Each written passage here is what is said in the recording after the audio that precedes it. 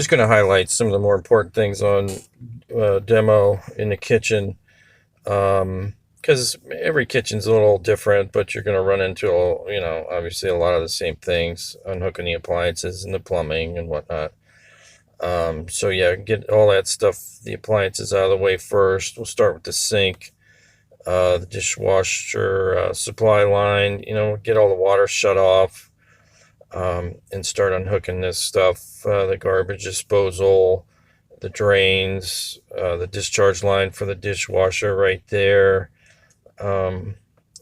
Just have to unhook all this stuff.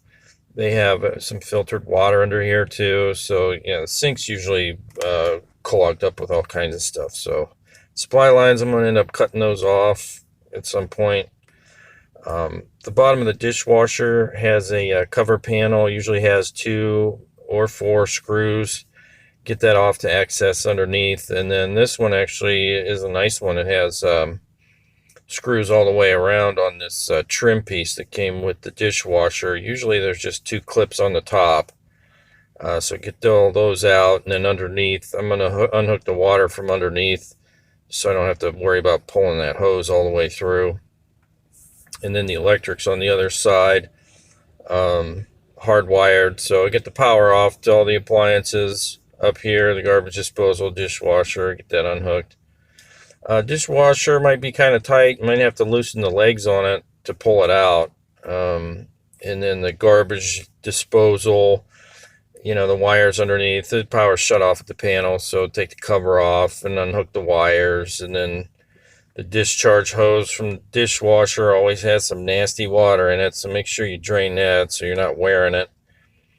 And then on the cabinets, I noticed in this kitchen, they didn't screw the cabinets together. They just screwed them to the wall. Usually there's screws from one cabinet into the other, or vice versa. Just check both sides, and if there's screws, take them out, and if not, like this one, I'll just keep moving forward.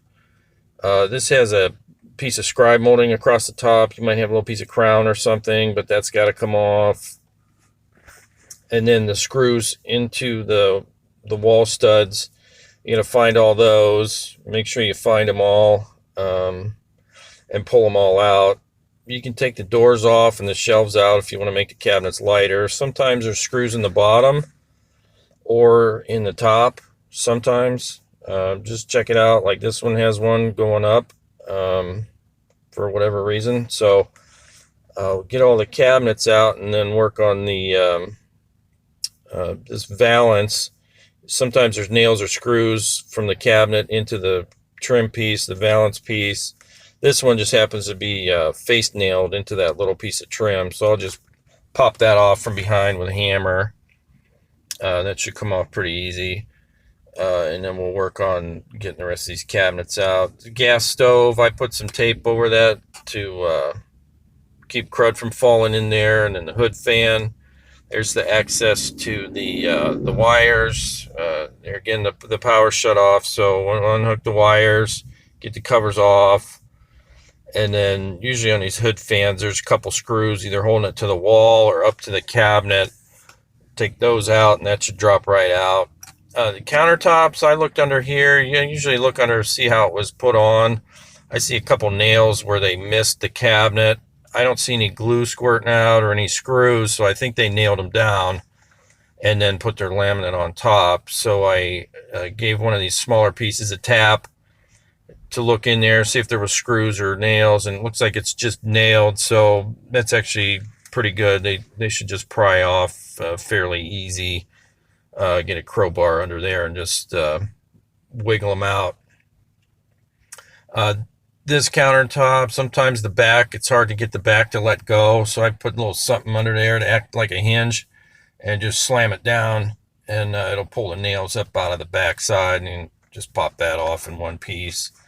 The sink, I cut on either side of the sink through the countertop, drilled a hole and used a Sawzall or a circular saw, because I'm going to end up putting the sink back in because I'm going to be waiting for countertops. But this corner, it's up under that brick backsplash pretty good. I either got to cut it again, or easier thing is to start from the left and go to the right. So got everything unhooked except for this switch. I'm going to move that switch for the garbage disposal up to the wall where it should be. So that's all got to be deleted, and down to this last piece in the corner. Yeah, that corner piece is usually kind of a pain, but yeah. And then we'll work on getting the backsplash out. That brick, they like mortared it to the wall. So I take a Sawzall, or you can use a brazier knife or whatever you got to cut drywall. I'm going to square off that corner, cut the top, and cut the bottom through the drywall. Try not to go too deep with your blade so you don't hear any wires or pipes, and just pull the drywall and the tile and everything off at once. I get the backsplash off. It's going to give me room to work on the wires and stuff, and then smash the soffits just to see what's in there. Usually find something, wires or maybe a pipe. I did see some wires and I ran into this. Surprise here, some ductwork. Above here is just roof. So they're supplying, I think, the half bath upstairs through that. After investigating that one, but something else to work on. Wires, I think I can work with this because my cabinets are about 6 inches from the ceiling, the new ones. The old drywall, I like to cut all the corners everywhere, cut the tape, and that way it doesn't rip down the wall or across the ceiling or anything like that when you're pulling this stuff out. Try to do the least amount of damage as possible, especially on the ceiling. My new crown molding is probably going to cover that edge, most of it. And then on this was a pantry closet. I just ran the Sawzall through that whole mess of studs there in the corners, and we'll just yank that out. Yank out the bottom, and then the top piece can just wiggle back and forth till it falls out, and just kind of keep working at it piece by piece. Same with the soffits. Got all that out, wires exposed. I can see what's going on, and start putting things back together, moving some wires. Worst thing's going to be this messing with this heat duct. I'm going to have to take out some more drywall. The piece on the ceiling, it was inside of a closet, so it's not textured the same anyways, but take that piece out and probably take this whole sheet off the wall because it's got a goofy texture on it. And I'm going to try to move that ductwork into that wall cavity there.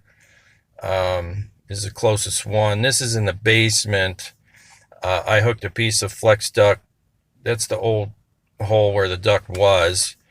I had to go around a floor joist. Of course, there's a floor joist in my way. And I just kind of went around that and poked it up through the floor. Got everything hooked up real good. And then I ended up, rather than using ductwork, that's an exterior wall into the garage.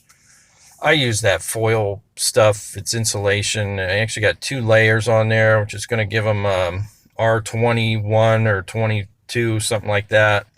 A little bit better than a thin layer of fiberglass. So I got all my wires hooked up and moved, stuff I had to move. I got most of the patching done or started. A lot of this stuff is getting covered with new cabinets, so it doesn't have to be perfect, except for this. Some of this stuff over here and on the ceiling, I'll have to match that texture and whatnot. So yeah, I hope that helps, and good luck.